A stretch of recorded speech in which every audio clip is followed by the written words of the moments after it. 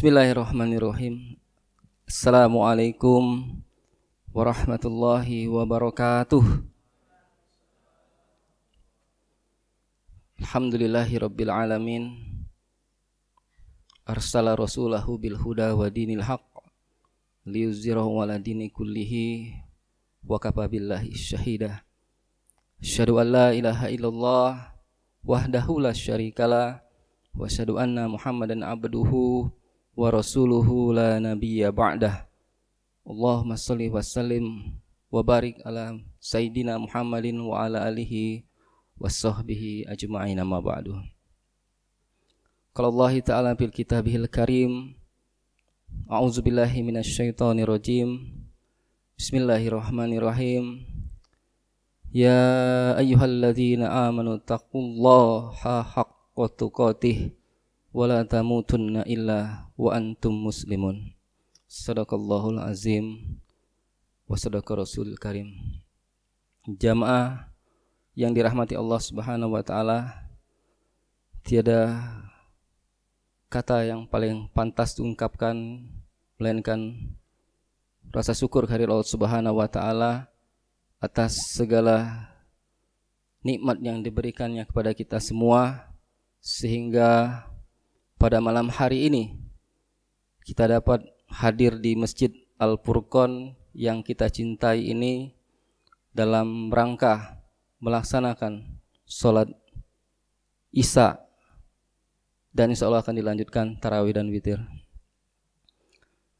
Tak lupa salawat dan salam semoga senantiasa terlimpahkan kepada qudwah kita, uswatun hasanah kita, Nabi besar Nabi Muhammad sallallahu alaihi wasallam, yang telah mengantarkan kita dari zaman kegelapan menuju jalan yang terang benderang, dan yang telah membawa kita atau menyelamatkan kita dari azab api neraka menuju jalan Islam yang mulia.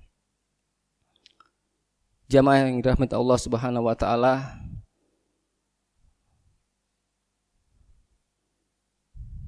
diceritakan ketika salah seorang sahabat Nabi Muhammad sallallahu alaihi wasallam yang bernama Al-Haris bin Malik Al-Ansori, suatu ketika beliau bercerita bahwa di tengah perjalanan bertemu dengan Rasulullah sallallahu alaihi wasallam. Kemudian Rasulullah bertanya kepada Haris bin Malik Al-Ansori, "Kaifa asbahta ya Haris?" Bagaimana keadaanmu pagi ini ya Haris?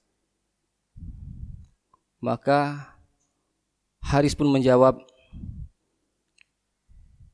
"Pagi ini aku dalam keadaan mukmin yang sejati atau mukminun haqqon." Kemudian Rasulullah sallallahu alaihi wasallam melanjutkan pertanyaannya, "Setiap apa yang engkau ungkapkan atau engkau sampaikan mempunyai hakikat. Kemudian apa hakikat keimananmu?" Tanya Rasulullah pada Haris. Lalu Haris bin Malik Al-Ansori menjawab, "Aku sudah bosan dengan kehidupan dunia.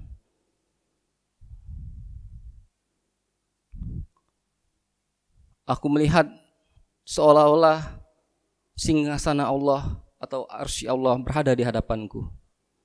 Kemudian seolah aku melihat penduduk surga saling berkunjung. Kemudian seolah-olah aku pun melihat penduduk neraka berteriak karena menahan kesakitan." Kemudian Rasulullah pun melanjutkan pertanyaannya,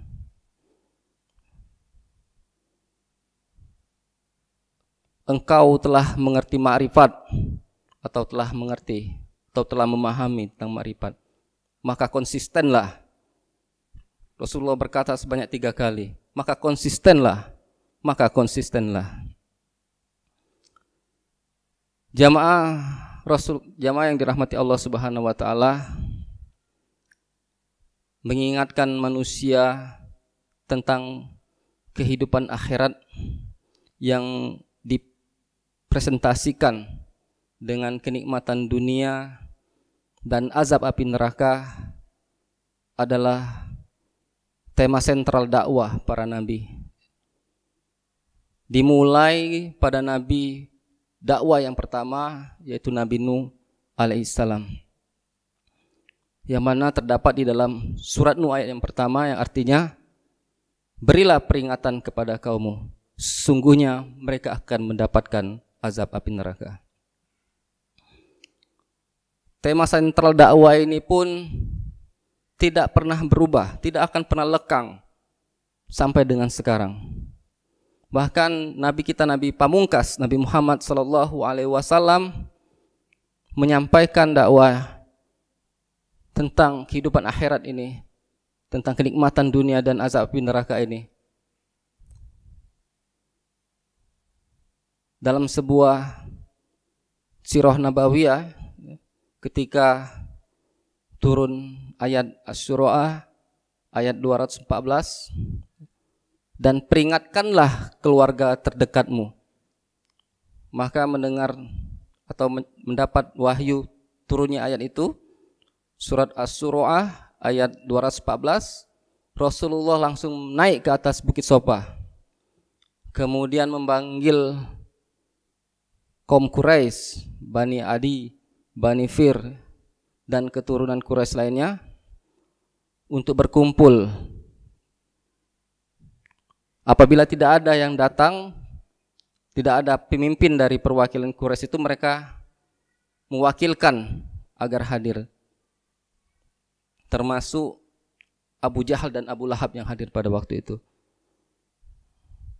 Kemudian ketika sudah dikumpulkan, Rasulullah berkata di atas Bukit Sofa,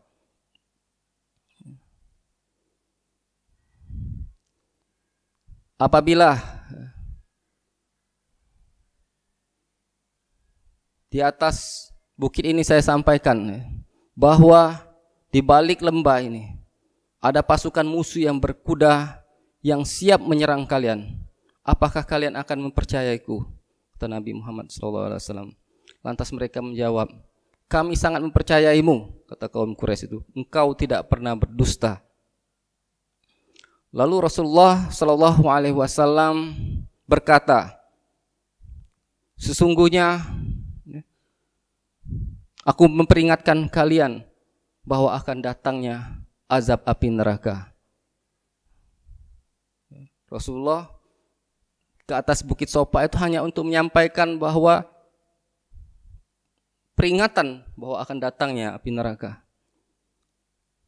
Kemudian dalam sirah Nabawi itu, Abu Lahab pada waktu itu berkata, hanya untuk inikah engkau mengumpulkan kami? Maka celakalah engkau Muhammad. Nah, seketika itu juga Allah langsung mengazab Abu Lahab dalam hadis yang diriwayatkan oleh Bukhari di dalam surat Al-Lahab ayat yang pertama, tabbat yada Abi Lahab wa tab. Maka celakalah kedua tangan Abu Lahab dan sungguh dia akan binasa. Nah, ketika itu langsung celaka tangan Abu Lahab itu. Maka turunlah surat Al-Lahab itu. Jamaah yang dirahmati Allah Subhanahu wa taala, sahabat Nabi yang bernama Al-Haris Al-Malik bil Ansori itu mampu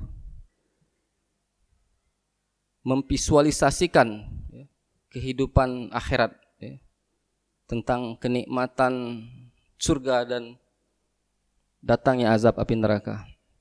Bahkan singgasana Allah pun mampu divisualisasikan di pelupuk matanya, sehingga dia mampu konsistensi dalam melaksanakan qiyamul lail pada malam hari dan berpuasa di siang hari. Inilah sosok mukmin yang sejati, mukminun haqqah, yang terdapat dalam surat Al-Baqarah ayat 102 yang saya sampaikan di awal tadi, ya ayyuhallazina amanu taqullaha haqqa tuqatih. Wahai orang-orang yang beriman, bertakwalah kamu dengan sebenar-benar takwa, mukmin yang sejati, dan janganlah kamu mati sebelum dalam keadaan muslim yang sebenar-benarnya. Jamaah rahimakumullah, untuk itu marilah sama-sama kita memperbaiki dan meningkatkan kualitas keimanan kita kepada Allah Subhanahu wa taala. Karena Bapak Ibu, keimanan ini gaib, tidak nyata, Ibu. Kehidupan akhirat itu tidak nyata. Lain kalau ada barang di depan mata kita itu nyata. Ada sembako, ada beras di depan mata kita nyata. Maka kalau kita ada bantuan atau pemberian, kita merasa tertarik untuk menerimanya. Tetapi kehidupan akhirat ini, balasan ini tidak terlihat. Gaib itu. Maka diperlukan kekuatan keimanan, diperlukan keyakinan bahwa kehidupan akhirat itu pasti akan terjadi. Pahala itu tidak ada, tidak kelihatan. Dosa itu tidak kelihatan, tetapi itu ada. Itu gaib. Maka kita harus percaya dan yakin. Dalam surat Al-Baqarah ayat pertama itu, Alif Lam Mim zalikal kitabula raiba fi hudal lil muttaqin allazina yu'minuna bil ghaibi wa yuqimunas sholata wa mimma razaqnahum yunfikun. Jadi mari sama-sama kita tingkatkan keimanan kita kepada Allah Subhanahu wa taala, yang tentunya pada malam hari ini sudah masuk malam ke-23 ya. Jadi besok kita sudah puasa di hari yang ke-23 ya. Ini termasuk 10 hari terakhir di mana ya terdapat malam yang lebih baik daripada 1000 bulan, malam Lailatul Qadar. Ya, mari sama-sama kita maksimalkan 10 hari terakhir ini ya, dengan meningkatkan kualitas keimanan kita, keyakinan kita kepada Allah Subhanahu wa taala, dan memperbanyak amal-amal ibadah kita. Di antaranya yang disunahkan itu salat malam ya, memperbanyak salat malam, qiyamul lail ya, sebagaimana sahabat Haris bin Malik Al-Ansari tadi, dia memperbanyak salat malam, konsistensi dalam melaksanakan salat malam. Ya, apalagi di malam 10 hari terakhir ya, bahwasannya Al-Quran itu diturunkan di malam Lailatul Qadar ya. Malam yang sungguh penuh dengan kemuliaan, malam yang penuh dengan keberkahan dan rahmat Allah Subhanahu wa taala. Malaikat-malaikat turun ya. Malaikat-malaikat termasuk malaikat Jibril ya, itu turun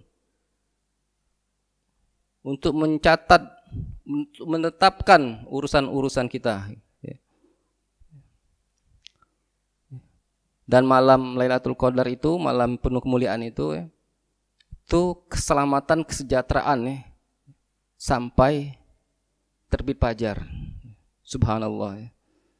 Jadi mari kita maksimalkan 10 hari terakhir ini dengan memperbanyak ibadah pada Allah Subhanahu wa taala, banyak qiyamul lail, memperbanyak membaca Al-Qur'an, memperbanyak doa, memperbanyak istighfar ya. Salah satu yang disunahkan untuk dibaca doa ketika 10 hari terakhir ini, khususnya di malam hari itu, yaitu doanya yaitu Allahumma innaka afuwun karim tuhibbul afwa fa'fu anna. Kemudian juga beritikaf di masjid, itikaf di masjid. Karena ya, akan kita sedikit membahas tentang Lailatul Qadar karena ini sudah 10 hari terakhir. Ya, Rasulullah ketika sudah masuk 10 hari terakhir dia mengecangkan kainnya, tidak mendatangi istri-istrinya, mengencangkan kainnya untuk melaksanakan 10 hari terakhir, beribadah 10 hari terakhir, ya, berdiam diri ya.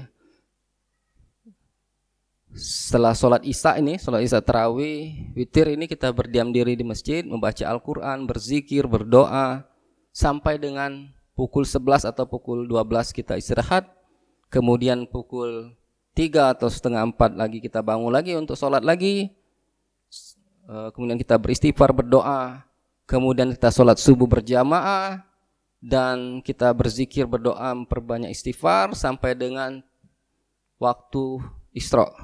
Kemudian kita melaksanakan sholat Isra.